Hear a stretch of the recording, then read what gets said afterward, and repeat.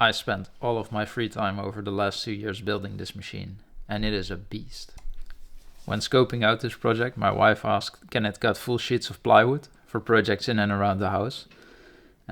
Naturally, I wanted to also be able to cut metal, so yeah, we compromised and somehow ended up with a machine that can cut full sheets of metal. It weighs in at 8,000 kilograms. Fun fact, when speccing out the ball screws for the longest axis, they turned out so expensive that I ended up designing and building my own linear motors. Pair all of this with some 100 nanometer resolution linear encoders and one would expect some impressive results. Unfortunately, without a proper cooling setup, it is about as useful as a butter knife in a machine shop.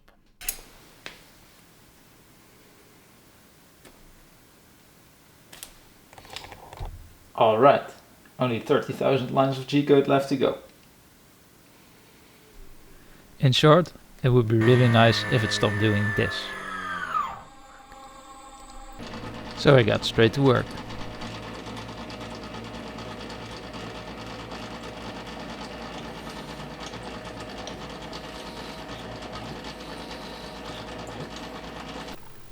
Here I'm mounting the minimum quantity lubrication system as opposed to a misting unit, which is basically the ones that most people use. This is a droplet lubrication system, and supposedly this helps reduce the amount of droplets that end up in the air, which is a lot more healthy.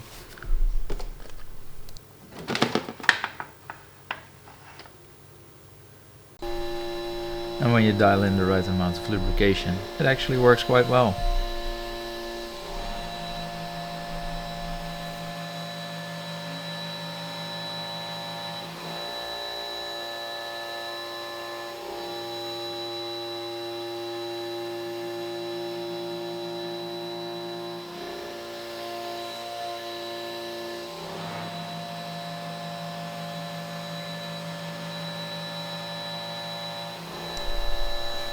Unfortunately, it was not all good news, because the slotting operation that preceded this adaptive clearing operation didn't go all too well, and you could really see that in deep cuts the droplet lubrication system has some trouble clearing the chips, and also the amount of cooling is insufficient. Fortunately, the machine was actually designed with flood coolant in mind, so I won't have to explain to you what's coming next.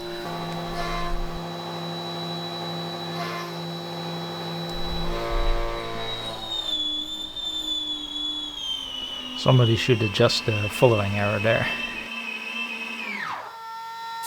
So the machine was designed with flood coolant in mind. So there's really high sidewalls and there's a channel all the way around the bed. So that should definitely help keep the coolant inside. Let's go back in time to where the channels were not painted. So what we're trying to do is to drain all the coolant through this hole. It comes from here and from there. And there's also one on the other side. Over there. This one. So if you're anything like me, you like a clean workshop. So the last thing I want is a machine spilling coolant all over the workshop. Now we've already created the channels, they are in the milling machine, and they will drain out all the coolant from the machine, and they will work quite nicely. However, once we get to the bottom of the hole, the coolant will have this really annoying property where it will tend to stick to the outside walls and flow to the sides. It will cling to the surface. Now eventually this will result in the coolant running outside of the tank and falling on the floor, which we don't want. So to solve that problem, I've got this. One's already up there, and this one's for the other side. This tube, it will slot up the holes. Now I've got it propped up on these boxes, so it's at the right height. So at the bottom it will stick out a little bit, and it has quite a sharp edge at the bottom, which creates a transition that will make sure the coolant releases from the tank. And if it will run to the sides, it's up to the side here, because it won't run up again. Now, because we've got these tubes, we need to seal them to the machine really well. There's a few ways you can do this, and the method I will use for this is one that will guarantee you success. So the tube is already in place, as I mentioned. I've fixed it in place with these window and door shims, so they will keep it in position. So once I remove these boxes, it should stay there. Then it will seal around the edge, which is about halfway of this tube, because we want that lip at the bottom side. We will seal around it with the sealant, and once that has been cured, I will remove these window and door shims, and then we will cast epoxy from the top side.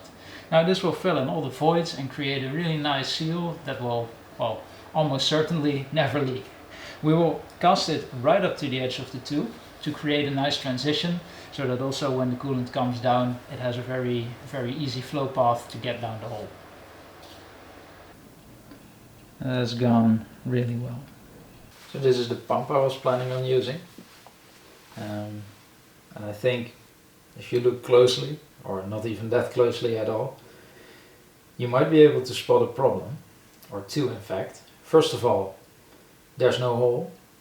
There needs to be a hole in the blue cap of the tub to make sure the pump goes through. But second of all, and most importantly, this will never fit. Now if you think about it, a pump is really an impeller and a motor and a housing. I'm really trying to resist the urge to make my own pump. So I purchased another pump. It's not the pump I should have bought. This is a very similar type to what I had before. It's a little bit smaller, so that's good. But this also won't fit. But it was cheap, and I bought it with the full intention to void the warranty the minute I got home. So I ended up basically designing the whole pump. You can still see the impeller, which is the one that came with the pump I showed you, and I reused the motor. So if we use the logic of the pump only being an impeller, a motor and a housing, I used 2/3 of the parts, so I guess that's a win. I've already tested it, that went great. And now I will install it in the tank, and then we can install the entire system on the milling machine, run a hose. I think we're just going to run it temporarily to see what works for us. This is what the coolant system looks like once it's all installed. So you can see the pump is installed, there's 2 hoses connected, and then at the bottom there's the drain tube that we showed earlier and the one coming from the other side. I figured it was time for a vice upgrade. Yes, the difference really is that big. It's time to fill up the tank. Now the pros, I always see them just dipping a bucket into the machine. And since I have flood coolant now, I'm basically a pro.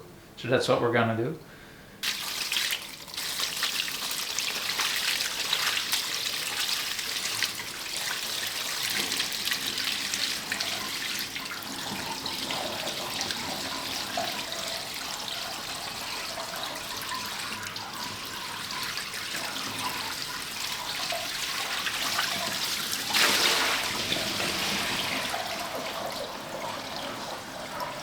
Welcome to the glorious introduction of flood coolant.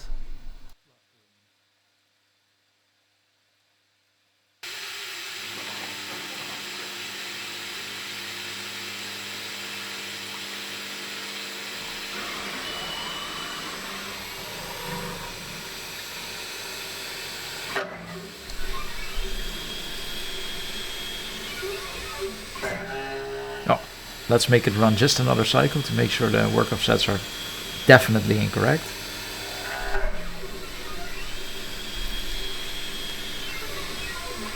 Ah yes, they are incorrect. Let's adjust that.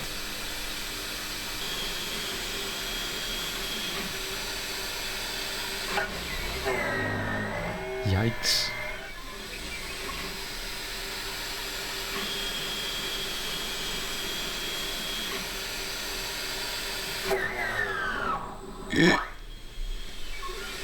Next on the list, work holding. I'm really looking forward to getting rid of that MDF sponge. And so can you. Thanks for watching, and let me know in the comments what you would like to see next.